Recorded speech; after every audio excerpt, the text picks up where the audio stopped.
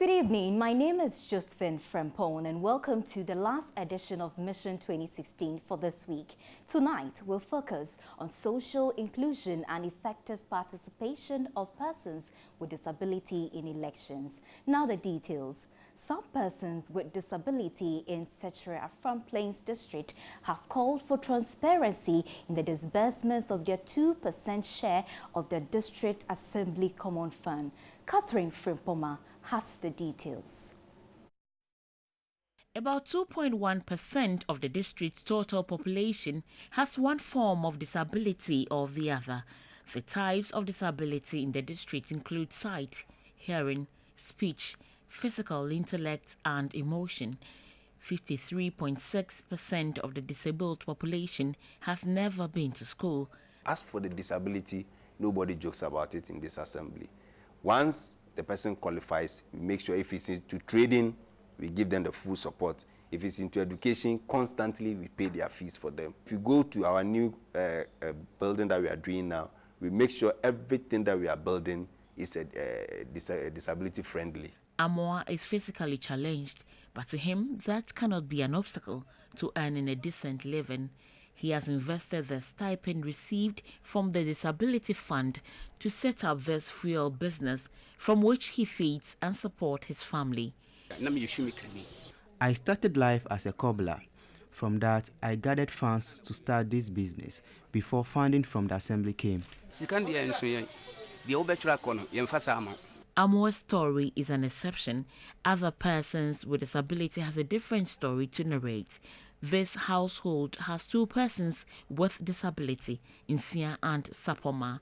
90-year-old Mr. Nsia is a retired road engineer and has been in the condition for the past 5 years, but says he has never received any support from the assembly.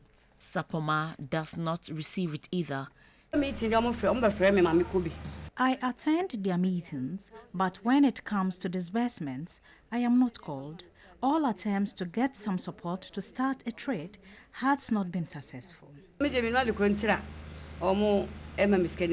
Sapoma thinks they are recognized when their votes are being sought. I will not vote because I've not benefited from any politician.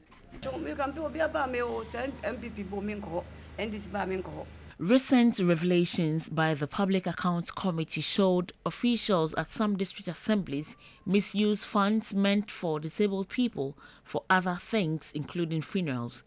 Persons with disability want adequate safeguards to ensure transparency in the allocation of District Assembly Common Funds to persons with disability. This can be done successfully if the peculiar needs of the Pwd'S are mainstreamed into national plans.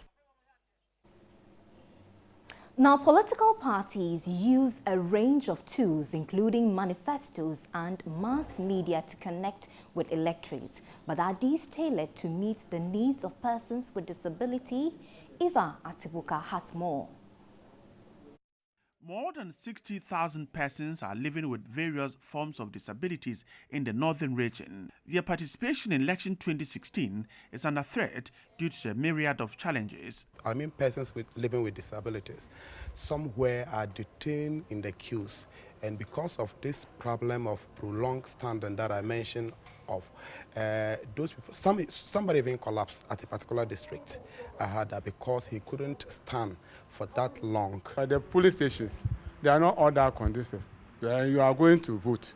Somewhere with somewhere behind where they create where the ballot boxes are.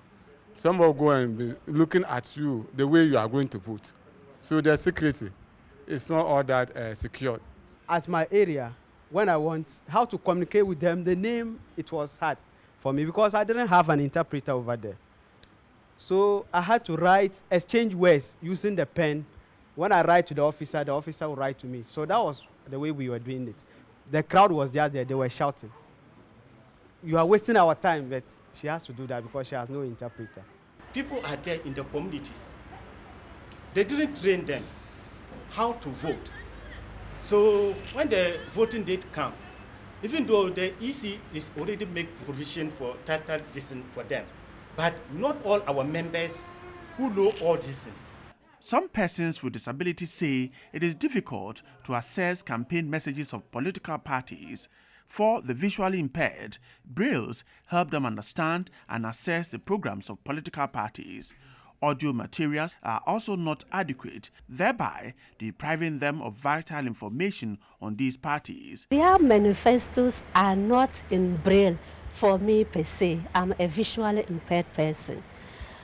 How do I read their manifesto to know what is in it? Someone will come to me, read it to me. I will hear it, but I have to sit down in my own leisure time, in my own room, read over it, and now know which political party I'm to vote for.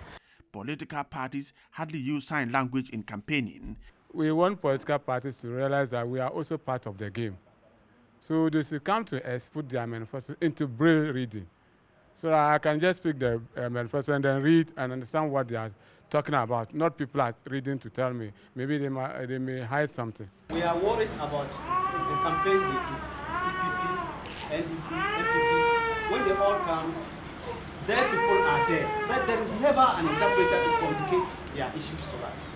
So we need them to have interpreters whenever they are doing the campaign. That is the first thing. Persons with disability want political parties to communicate and craft documents which are disability friendly. They urged the Electoral Commission to address all challenges that affect their participation in elections. So for more stories on Mission 2016 and elections, tune in to 3FM 92.7 as well as Onia FM 95.1 or log on to our website 3news.com. Do also share your comments with us on social media platforms, Facebook, Twitter and News on TV3. Join us next week, Friday, Saturday and Sunday for more on Mission 2016. My name is Josephine Frempong. Good evening.